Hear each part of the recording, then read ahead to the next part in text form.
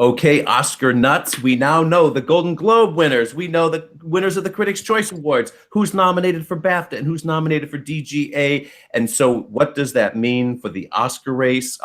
Joyce Eng, I want our new senior editor at Gold Derby. We want you to explain this to us.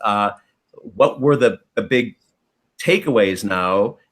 Shape of Water now looks like it could actually win Best Picture. The Critics' Choice Awards in general have more than 50% predicted the winner of Best Picture. And suddenly Three Billboards is now, of course, a viable contender to win after winning the Globe, because after all, Moonlight won the Globe last year. And all of a sudden, Allison Janney has been winning. These are the kind of headlines as I see them. Where do you think we stand? Three Billboards is definitely the strongest right now. It won 4 Globes and it's hitting everywhere it needs to in the industry. I don't think Shape of Water, like it got a boost with the Critics' Choice win, but like there have been so many winners at Critics' Choice that did not match with Oscar, like Social Network, Boyhood. You know, like they sometimes usually just like pick the most nominated picture, and they don't use a preferential ballot either. But Three Billboards is definitely looking like the one to beat right now. And any Lady Bird fans have to be discouraged after their shutout at Critics' Choice last night, even though there's no overlap with the voting or whatever, but it doesn't help at all that they couldn't even win, you know, supporting actress for Laurie Metcalf, who was so strong during the critic run-up. And yeah, Allison Janney is looking really good right now. I, Tanya is also coming on strong. And I think she's going to take the SAG. Like she has a bunch for West Wing. So let me make my observation of why maybe Allison Janney is ahead at these particular races, but not the Oscars. And then you tell me why she still is ahead at SAG. Allison Janney is that veteran they love. She is everywhere. Chris runs into her at least 12 times a week. And she's every event, she's pouring the coffee and passing out the cookies at every guild thing. She is everywhere, and she's just, she lights up with a big smile, and she's everybody's best friend. She's just a lot of fun and very warm and personable. And she's this awards magnet. But Laurie Metcalf is not on the ground, does not do that. So who votes for the Critics' Choice? Broadcast Film Critics Association. So we people, I'm a BFCA member, we run into Allison Janney constantly. We don't run it. I've never met Laurie Metcalf. I've never seen her in person.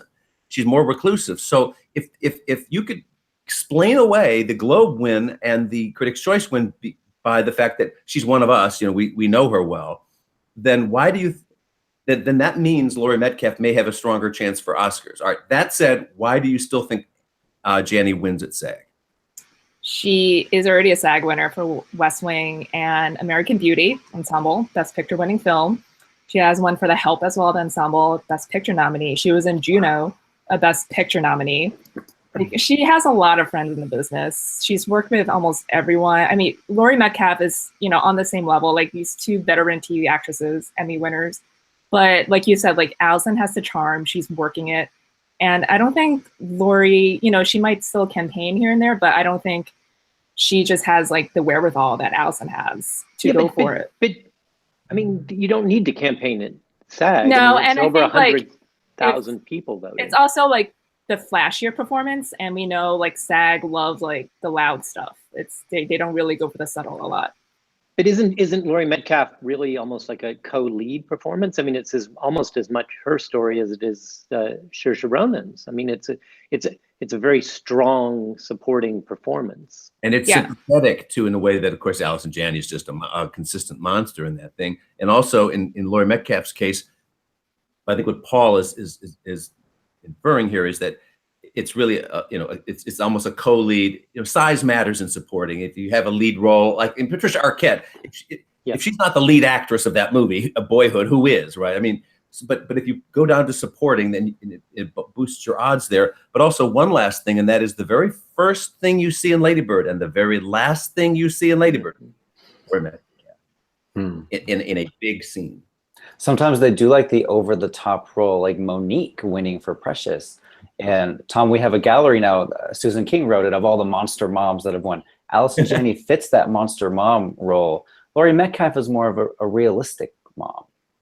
But how important is it that you're in a film that's seen as a really viable Best Picture contender to win any of the acting awards, like versus, because I think I, Tonya has come on strong. I've done these scorecards for the guilds, and I wouldn't rule out Shape of Water in versus Three Billboards, in that Shape of Water is the only film this year that's been recognized by all of the guilds so far and the casting directors. It's gone 11 for 11. Tanya has done very well. It's 7 for 11. But Lady Bird's up there. Lady Bird got, the directing nomination yesterday. Chris, I don't know. You've talked about Lady Bird before being something that everyone likes. Lady Bird. I don't know if everyone likes I, Tonya to the same embraces. Not everybody likes Three Billboards either. Yeah. Yeah, I think Lady Bird's had an unusual week. I mean, Sunday night, very, very good. I mean, Greta not winning screenplay was interesting, but I mean, wins comedy movie, wins Saoirse, wins. I mean, it had a very good. But then Critics' Choice was it 0 for? I mean, did it win nothing last night? I think it 0 shut out. Skunk. Shocking, Like not not even to win the comedy film or categories. Saoirse Ronan or. Explain when did the critics vote? That's why I don't know how to handle this year, because in a lot of years, not only was there voting before Globes, but the actual ceremony would be the Thursday or Friday before Globes. So they had the first chance to show what they were thinking. Last year it was. This year they voted Monday, Tuesday after the Globes, and I think we saw across the board, TV and movies, with very few exceptions, that they just rubber stamped what they saw at the Globes, almost like they were scared, like, oh, we better go with what the Globes went with, or we look stupid. Yeah, except I mean, there were 3 or 4 times they didn't, but Shape of Water. That's why that was such a shocking win, really, at the end, because all night long they had been choosing the same one. So I don't know how much we can count on Critics' Choice this one particular year in terms of their credibility. Were they just matching the Globes, or were these really their thoughts?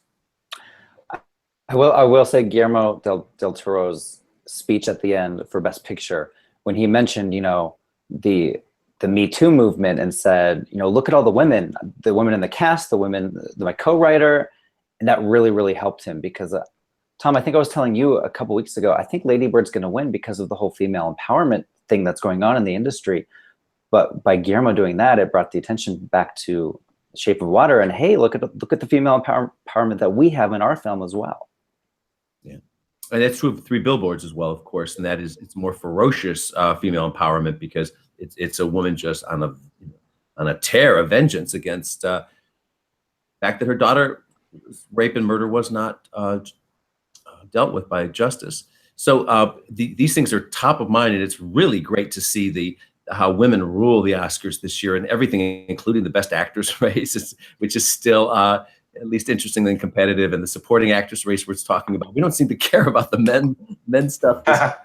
That's good. Well, I'm very, very, very interested in SAG Awards, because as Joyce wrote and was talking about earlier, if somebody wins Critics' Choice, Golden Globe, and SAG, and talking about the 4 acting races, they're almost unstoppable. And you've had 4 people, all 4 races have taken the first 2 legs. So if Allison, Sam, Francis, and/or Gary, any of those 4, all of those 4 win at SAG, I think those races could be over. Yeah, that's a good point. And SAG has the best correlation with Oscar for the acting categories. Like we saw the Best Actor streak end last year with Denzel and Casey, but otherwise, like, they're very strong. So who do you think of those 4, Daniel? Who do you think of those 4 is the most vulnerable at SAG? At SAG, I would say Allison probably. I think Gary feels like it was starting to look a little shaky for Gary Oldman, and now it feels like he's just back on track. I feel like probably Francis at SAG, although that could still, I could see Saoirse winning that one, or even Margot Robbie after the Critics' Choice surprise, and supporting actor. Feels a little bit like the Sam Rockwell train has started to leave the station. So I really think it's going to be a 2-way race between Allison Janney and Laurie Metcalf for SAG, and I feel like that's going to decide that race for me. And then what decides the supporting actor race? Because we know a Michael Stuhlbarg thing can still happen. We know that Willem Dafoe is the Veteran Achievement Award winner. So what do you think, Daniel, on supporting actor? Go a little deeper there. Supporting actor, I feel like Willem Dafoe is starting to lose a little steam, mostly because his film hasn't really garnered a lot of support apart from him. The fact that Three Billboards has really started to accelerate as a potential Best Picture contender, really, rising tide lifts all boats, and Sam Rockwell is one of those boats. And so it's a question of whether Willem Dafoe is the Veteran Achievement Award, even though he's potentially the only nominee for the film, like Julianne Moore was, like Christopher Plummer was. But it's not like Sam is like Timothy's age or something. I mean, Sam's right at 50. It's not, he's had a just as long a career as Dafoe has. He's been working for. And he was nominated at SAG for Conviction. Oh, wasn't he? Yeah. He's also kind of boyish looking, though. Sam has aged well. Remember what they did last year with The Crown on the TV side? They gave Crown 2 acting prizes for Claire Foy and John Lithgow, and then didn't give it ensemble. So I wonder if they're going to do that with Three Billboards. They're going to give Frances lead, they're going to give Sam supporting, and then not give them extra prizes with the ensemble. But that's the award it got. It seemed like it was the consolation prize last night that it won Best Ensemble. So I'm curious, I was certainly one of those people that was dismissing La La Land didn't get nominated for SAG Ensemble last year. That's not going to matter at the Oscars. And it did. It did. Now, Moonlight got nominated, didn't win. Hidden Figures did. So now you look at SAG Ensemble, it's Big Sick, Get Out, Lady Bird, Mudbound, Three Billboards. So No Shape of Water. No Shape of Water. Yeah. So Joyce, which of those 5 wins? I have Three Billboards right now, and I think unless something drastically changes in the next week, I think I'm going to stick with that. And then, do you then continue on and have it winning the Academy Award? I still have Lady Bird right now for the Oscar, just because of the preferential ballot, and because Three Billboards is still so divisive, and I feel like the backlash is only going to pick up. Like in the 2 days after its Globe wins, there have been so many stories about your guide to the Three Billboards backlash. So I feel like that could definitely build. So I think I have Three Billboards in second for the Oscars, but I also can see it winning the Oscar. But I still have Lady Bird right now. But after last night, I don't feel good about it with the critics shutout. But I'm still going to stick with it for now. Tom, I'm curious because you were saying Three Billboards for long before anyone else was even talking about it. I mean, it won, the Audience Award in Toronto.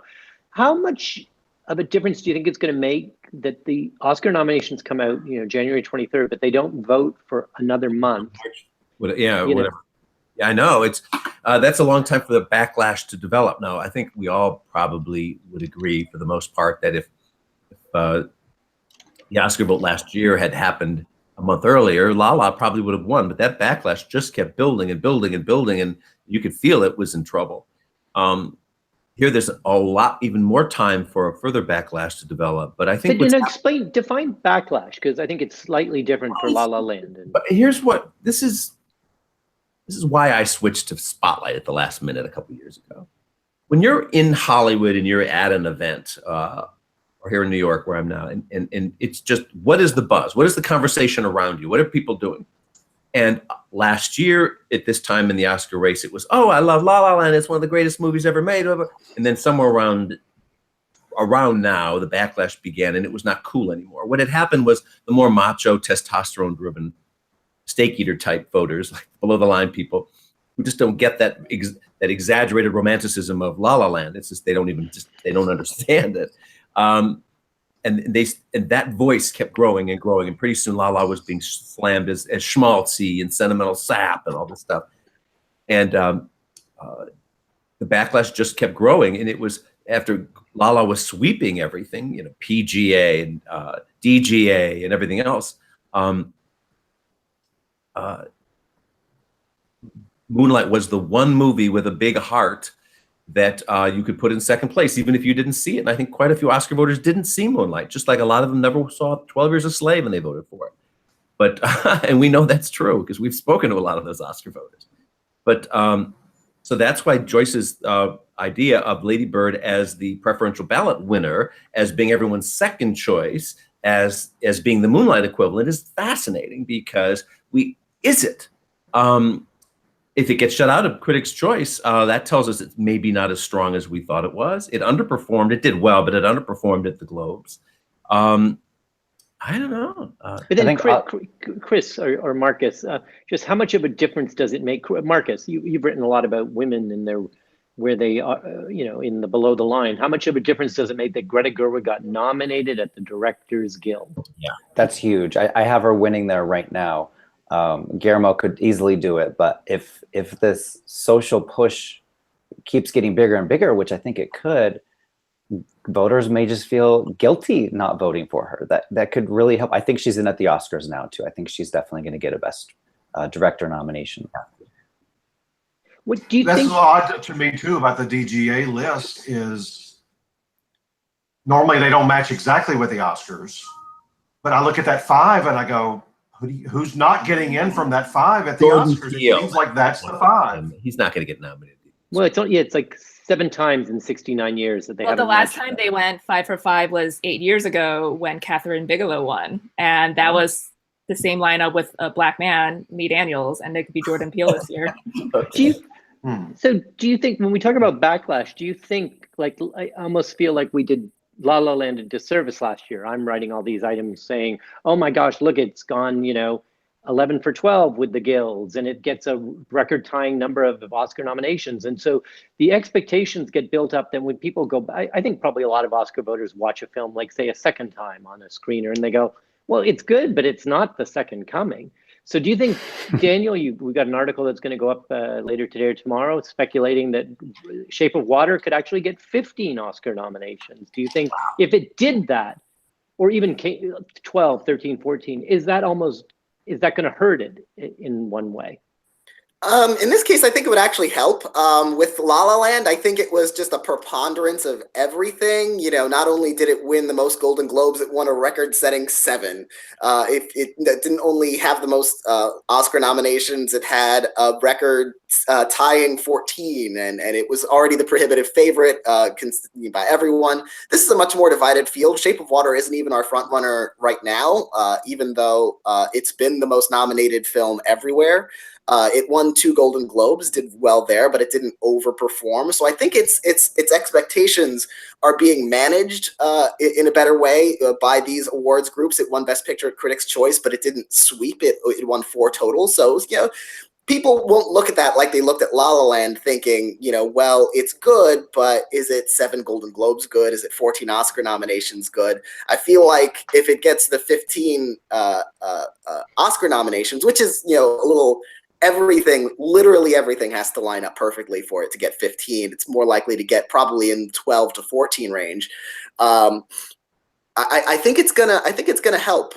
If it does break that record, the Academy is gonna start looking at it as, maybe that's the best film of the year, and we should be thinking about it more closely than all of us have been at this point. That's Amanda's item, right? What wins Best Picture?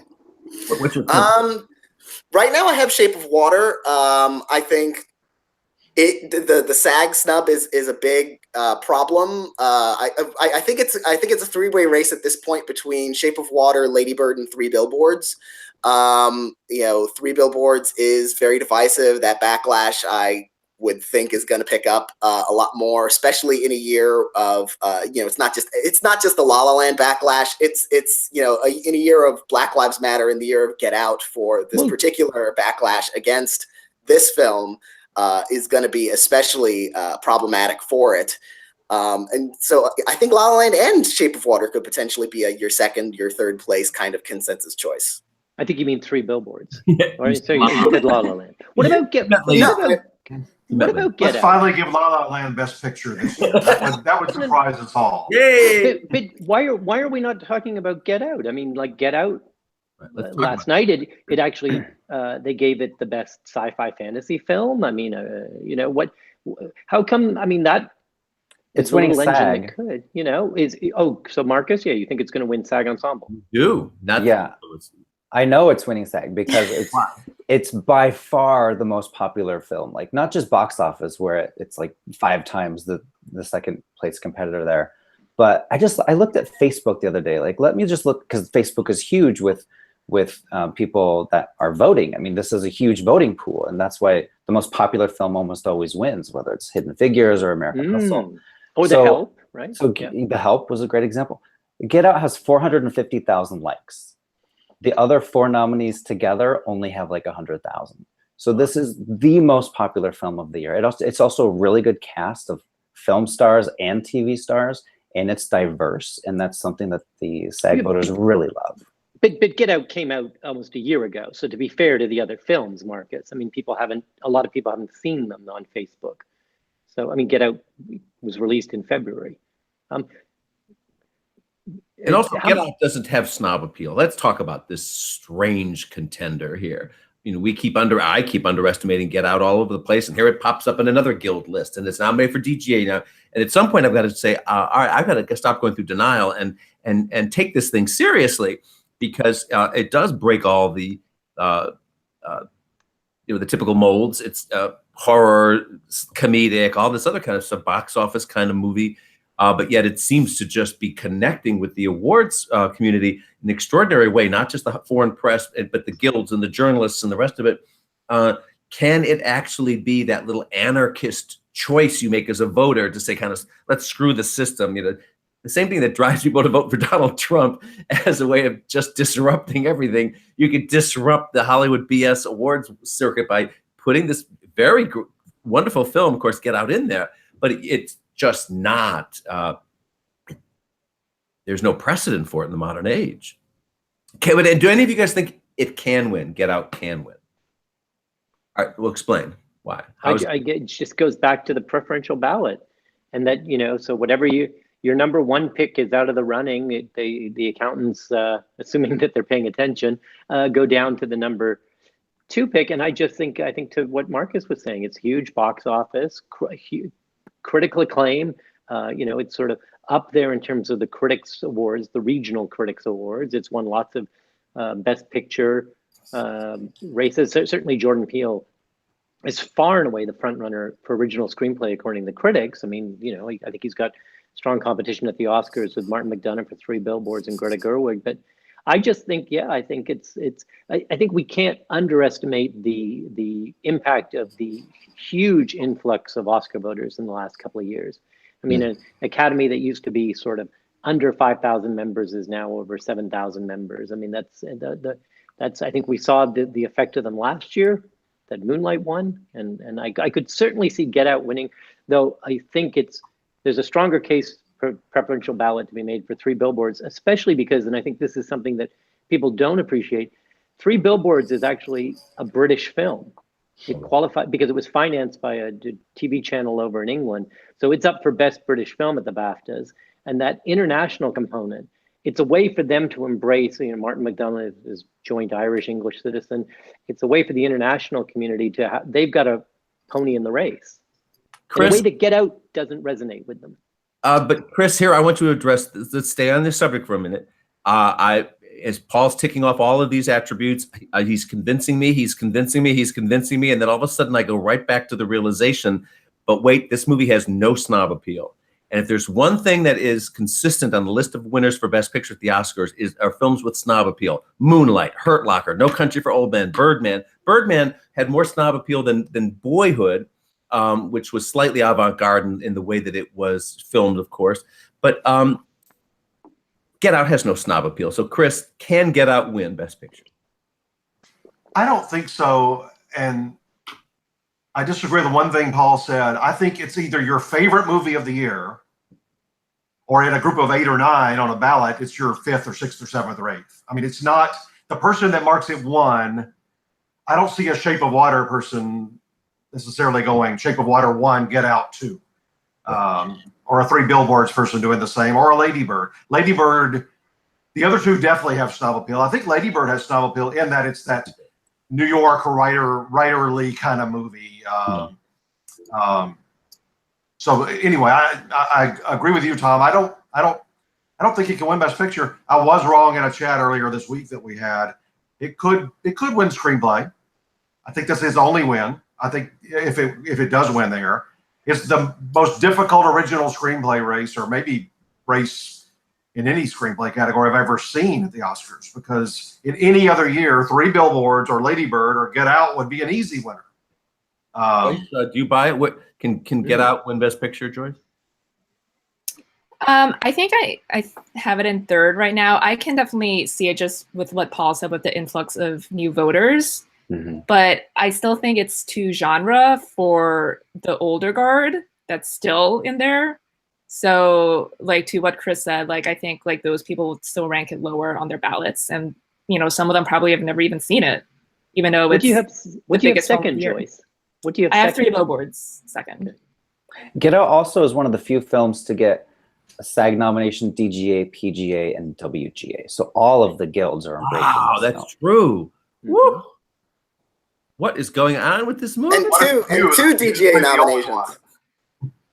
They nominated it twice at DGA when they could have nominated it for first time filmmaker and taking care of it, but they nominated it in both categories. I can't think of a category more locked in this year for any award show. Jordan Peele's winning first time director at the DGA. I mean, there's nobody else even in that group you go, oh, they've got a shot. Nobody. So don't tell Aaron Sorkin that. Well, he can watch this, and I'm sorry, Aaron. You know, he might win in a better world. He might win adapted screenplay at the Oscars, but he's not. Jordan Peele is winning first time director at DGA, and it'd be interesting when one of you does that statistics item going into that weekend. 98% of the people will be predicting Jordan Peele for that category on our website. Yeah, I should qualify something I said earlier where I said, oh, Jordan Peele can't be nominated. It won't be nominated at the Oscars. Obviously, that was a stupid thing to be. Well, I meant to ask you when you said that, who would you have in the fifth slot then, based on everything else you've seen in the past couple of weeks? I would be tempted to put Spielberg there, but the Post is underperforming. And just with Bridge of Spies last year, remember, everybody on that bridge and all the spies got nominated except the director of the film. And Tom Hanks, of course, didn't get nominated. But do you think that, Tom, I'm curious, do you think, because, you and I and Chris, we've been sort of around this a little longer than the rest of our colleagues. I mean, doesn't the Post strike you as, even a decade ago, a slam dunk for Best Picture nomination, if not the win? And that is to the sea change that's happened really in the last decade, and the fact that it's no nominations at SAG. And I also think it suffered from the expectations of, well, yeah, of course it's good because it's Spielberg, Streep, and Hanks. Like, it's sort of like, well, of course it's going to be good, but it's not sort of jaw-droppingly good. And so therefore, if that's an October release, I don't know that it's new voters because we haven't even seen what the Oscars do with it yet, but we've seen the other groups. But if that's an October release and people had time to digest it and see it, don't you think it would have done better? I think I came out way too late and screeners were way too late because SAG voting super early. But to be fair, and of course, it came out late because it was filmed this summer. Yeah. I mean, they felt it was such timely. I think things become a self-fulfillment, though. Yeah. Let's say BAFTA voters are looking and going, well, maybe they have seen it, but they're going, well, SAG didn't vote for it, and this one didn't vote for it, and that one. Mm-hmm. So it becomes. I thought about this last year with Silence, which looked like a typical Oscar kind of movie, but had the same, late. A December release kind of a problem, even though it was Martin Scorsese. I think when other groups start seeing that it's not being nominated, that they sort of abandon the idea in a way. That's a really good point, actually. And I want to reiterate again how important it is that award shows that factor in the entire year should wait till after the year is over to make their nominations. as with SAG. Good idea. The fact that SAG, well, I totally don't. I mean, Globes are a little different in that they needed to get. I mean, if they're going to be the first weekend right after the holidays, and they've got to, nominees have to make plans to travel and all of that. But SAG, honestly, being the 21st of January, probably could have announced January 2nd or 3rd or 4th and given people a little bit longer to vote. I voted the other day. I voted for Timothée Chalamet for Best Actor. Does anybody here think he can win SAG? I think he can. Does anybody agree with me? It's possible. You know, I didn't even know Gary Oldman was going to. I mean, I had him predicted, but I didn't. I wasn't sure about the Globes with some of the things we had heard. Wasn't sure about Critics' Choice because so many critics groups had gone with Timothy. But of all the groups, I thought Gary Oldman's going to win SAG and probably BAFTA over Timothy. So when the Globes went with Gary Oldman, I turned to somebody. It was one of the ladies from IndieWire to right behind me in the Globe press room, and I said, if Gary Oldman can win a Globe, after what he said about them years ago, he's set the rest of the way probably at all the other shows. Yeah, Tom, you say, can he? Of course he can. He won't, but he can. Joyce, you wrote about Best Actress at the Oscar, and I think you found this really this insight into if it's Frances and if it's Saoirse, and talk about that a little bit, because I thought that was fascinating. Oh, yeah, because Frances and Saoirse are our top two right now, and I think it's really between them. And Frances would be one of the top 10 oldest Best Actress winners, and Saoirse would be one of the top 10 youngest Best Actress winners. So Frances McDormand at all of 60 would be, this is the love affair with the ingenue, Jennifer Lawrence winning over Emmanuel Riva, Emma Stone winning last year. And so given that, and it's a preponderance of women, I've sort of crunched the numbers, and it's mostly women in their 20s and 30s that win. Their favorite age is 29 for Best Actress. Okay, and Saoirse Ronan's going to be on her third nomination. 23. And she's 23. Do any of us see that as being a possibility that she pulls off an upset, like an Adrian Brody, you know? I think she could. I think that people are emotionally invested in her and that screen role. The problem is, of course, she doesn't have a big, flashy kind of Oscar-grabbing scene, grandstanding kind of thing that you normally need. But she's the heart and soul of that movie, and she's the empathy that we connect with as viewers. And so I had her in first place forever, and then after what I saw, not just the win by Frances at the Globes, but just her speech. Well, not even her speech. Just you could feel the roar in the press room, even when she would be on camera for somebody else's speech. There is a love affair with her, and I know she doesn't campaign. She doesn't really care about awards. I think in her one case, and there's a handful of other people like this. Jack Nicholson is like this too. They've got such a cool factor that that non-campaigning is actually a good thing for them. Yeah, she kind of like transcends that, and it's like, and she's also someone you'd be totally fine with having 2 Best Actress Oscars. And we're due for that. We've had 4 first-timers for a while, and 2 in a row 20-somethings. Yeah, that's these things cycle around, and there's always every third year, fourth year, there's somebody winning a second Oscar. So I think from a career standpoint to get that. But Daniel, like we get lots of invitations to things. How much is the stealth campaign? In other words, nominations come out and then they're very restricted in what they can do publicly. But there's lots of sort of somebody, you mentioned Jack Nicholson, hosts a screening at his house of a film and invites 20 or 30 people who all just want to see the inside of Jack Nicholson's house. You know, how much, like, Saoirse Ronan would be willing to do that in a way, you know, you're not getting Frances McDormand out of her West End Avenue co-op to do anything. That's I mean, Emma Stone last year so much. Yeah. So, I mean, don't you think, Daniel? Yeah, I do think that definitely that campaigning is a big important part of it. I do think after a certain point, a kind of momentum takes over in its own way. If the wind seems to be blowing Frances McDormand's way, I feel like, you know, Saoirse Ronan could host a party at her house and everyone's going to be talking about, didn't you love Three Billboards? Which you know, so but I do think that is important, and her age is important in terms of helping her, actually, because she does fit that Jennifer Lawrence mold of not only is she incredibly young, she's 23 years old. I think Jennifer Lawrence was even younger when she won. She's 22. Yeah, and she already has 2 nominations under her belt. This will be her 3rd nomination at age 23. So you could almost say she'll be overdue before her 25th birthday. or she fated to be like Kate Winslet and setting a record each and every time she gets nominated and having to wait. She has to wait for her reader. Yeah. If Frances Joyce, I'm going to ask wins, you a quick question because I forgot to look it up. At SAG Awards, would Frances be the first person to win 2 lead? Yeah, no one has ever won twice. Not even Meryl Streep. No, because she only won for Doubt because of Kate Winslet, that weird year with Revolutionary Road and The Reader, and then she lost at the Oscars. And it's because, you know, the SAGs were so young, so like it's not like she had a chance to win for Sophie's Choice. She was one of the very first. Was she the second SAG winner?